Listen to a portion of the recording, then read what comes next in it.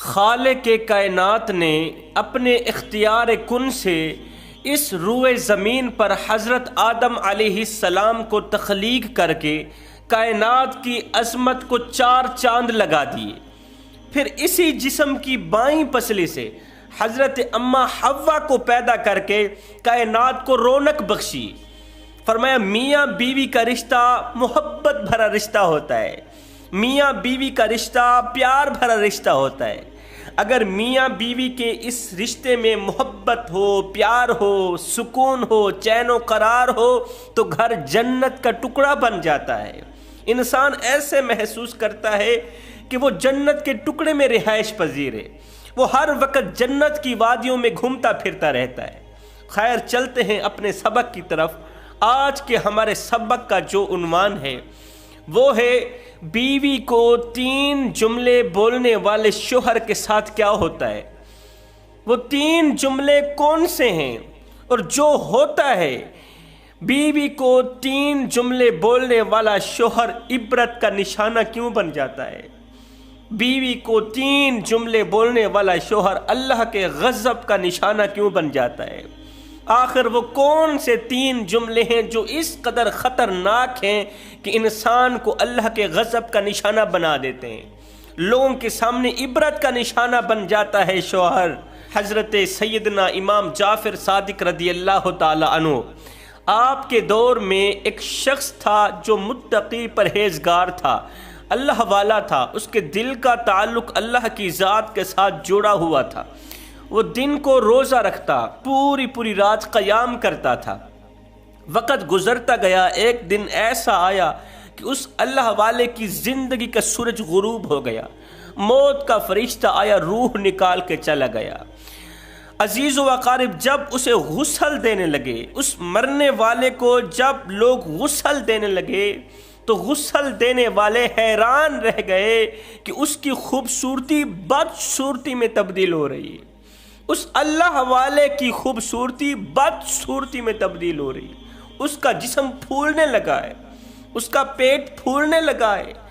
دیکھ کر استغفار پڑھنے لگے، اللہ یہ تو مومن متقی پرہیزگار تھا، یہ تو اللہ والا تھا، دن کو روزہ رکھتا، پوری رات قیام کرتا، آخر اس نے دنیا میں کون سا ایسا گناہ کیا جس گناہ نے اس کی تمام عبادات کو کھا لیا ہے؟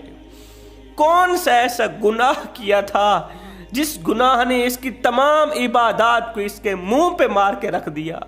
لوگ حیران رہ گئے۔ خیر، اسے غسل دیا گیا، قبرستان میں لے جانے کے لیے جب اس کی میت اٹھائی گئی تو میت اٹھانے والوں نے کہا کہ ہمیں یوں محسوس ہو رہا تھا جیسے ہم نے کسی بھاری پتھر کو اٹھا رکھا ہو، بھاری لاش کو اٹھا رکھا ہو۔ خیر، بڑی ہی مشکل کا سامنا کرتے ہوئے ہم قبرستان جا پہنچے۔ اس کا جنازہ پڑھنے کے بعد جب اس کی تدفین کرنے لگے، جب لوگوں نے اس کی قبر کے اندر غور کیا تو قبر اندھیری رات کی طرح تھی، قبر کے اندر تپش ہی تپش تھی، قبر کے اندر آگ ہی آگ تھی۔ ایسے لگتا تھا جیسے کہ جہنم کی تمام کھڑکیاں قبر کی طرف کھول دی گئی۔ لوگ جب میت کو قبر کے اندر لٹا رہے تھے، مٹی کے اوپر سلا رہے تھے تو یوں محسوس کر رہے تھے کہ ہم اسے مٹی کے اوپر نہیں سلا رہے، ہم اسے آگ کے بستر کے اوپر سلا رہے ہیں۔ خیر، کسی بھی طرح اس کی تدفین کی، اسے سپرد خاک کیا، اس کی قبر کو بند کیا۔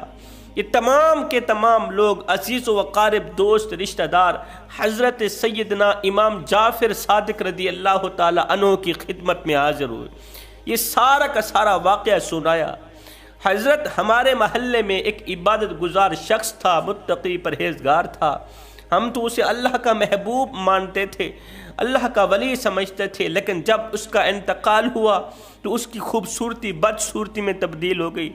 جب اسے غسل دینے لگے تو اس کی لاش پھولنے لگی۔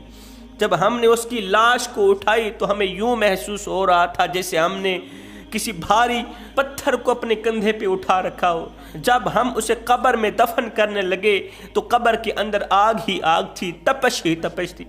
حضرت وجہ ہی کیا ہے؟ حضرت ہمیں بتایا جائے، وہ تو عبادت گزار تھا، اس کی عبادت کہاں گئی؟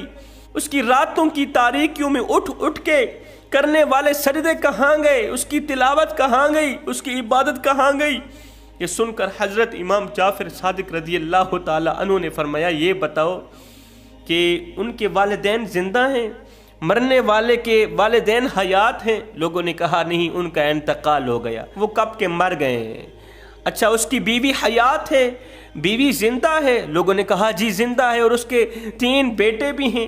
حضرت نے فرمایا جاؤ اس کی بیوی کو لے کر آؤ۔ اس کی بیوی آپ کی خدمت میں حاضر ہوئی۔ حضرت امام جعفر صادق رضی اللہ تعالی عنہ نے فرمایا مجھے سچ سچ بتانا، اللہ رسول کو حاضر ناظر کر کے میرے سامنے حقیقت بیان کرنا۔ یہ بتاؤ کہ جب تمہارا شوہر فوت ہو رہا تھا، مر رہا تھا، اس حالت میں کیا تم اپنے شوہر پر خوش تھی یا ناراض تھی؟ اپنے عبادت گزار شوہر پر خوش تھی یا ناراض تھی؟ یہ سن کر اس کی بیوی کا ٹھنڈا سانس نکل گیا۔ ایک دم بیوی رونے لگی، چیخنے لگی، چلانے لگی، آنسوں پوچھ کر کہنے لگی حضرت جب میرا شوہر مر رہا تھا تو میں اس پر سخت ناراض تھی۔ وہ کیوں ناراض تھی؟ کہا حضرت میرے شوہر کے 3 بیٹے تھے، میں ان کے بیٹوں کو کھلاتی تھی، اپنی رگوں سے خون نکال کر اس کے بیٹے کی رگوں میں ڈالا، اپنے منہ سے نوالے نکالتی رہی، اس کے بیٹوں کے منہ میں ڈالتی رہی۔ گرمی کے موسم میں 3 گھنٹے کچن کے اندر کھڑی ہو کر میں کھانا پکاتی تھی۔ کھانا پکانے کے بعد پہلے خود نہیں کھاتی تھی، پہلے اپنے شوہر کو کھلاتی تھی، پہلے اس کے بچوں کو کھلاتی تھی۔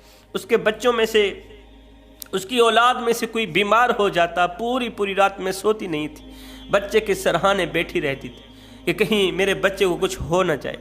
حضرت میرے اس کے اوپر ہزاروں احسانات ہیں، میں نے اس شوہر کے اوپر ہزاروں احسان کیے، ان تمام احسانات کو پس پشت ڈال کر میرا شوہر 3 گناہ بڑے شوق سے کیا کرتا تھا۔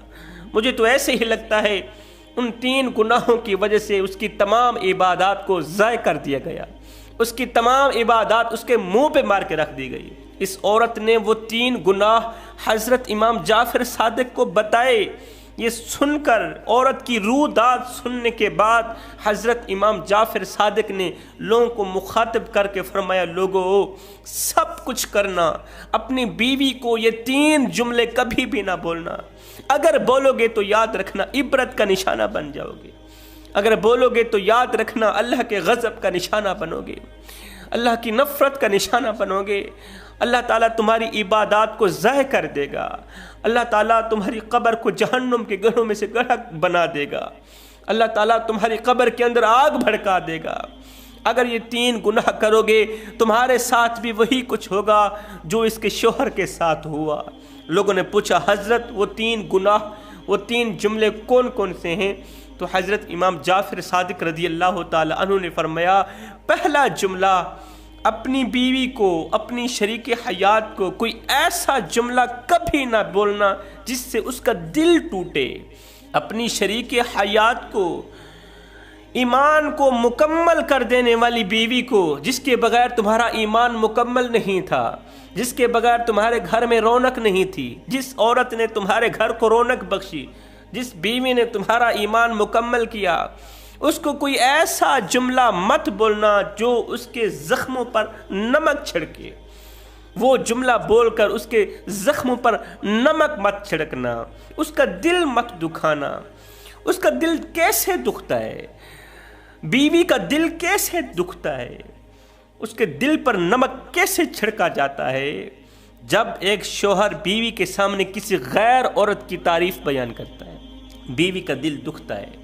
جب ایک شوہر کسی غیر عورت کی خوبیاں بیان کرتا ہے اپنی بیوی کے سامنے، محلے میں رہنے والی کسی بھی عورت کا اٹھنا بیٹھنا بیان کرتا ہے کہ وہ عورت تجھ سے کہیں زیادہ اچھی ہے، تو اچھی نہیں ہے، وہ عورت کتنی خوبصورت ہے مگر وہ خوبصورتی تیرے اندر کہاں سے ہے، دوسری عورتوں کی خوبیاں بیان کرنا بیوی کے سامنے، اور بیوی کی خامیاں دوسری عورتوں کو بیان کرنا، باتوں باتوں پر بیوی کا دل دکھانا، باتوں باتوں پر بیوی کی آنکھوں سے آنسو نکالنا۔ فرمایا جس گھر میں عورت روتی ہو اس گھر میں رحمت کے فرشتے نہیں آتے۔ حضرت علی فرماتے ہیں کسی کے ٹھنڈے سانس سے بچنا तुम्हारी वजह से किसी के अंदर से कोई ठंडा सांस ना निकले।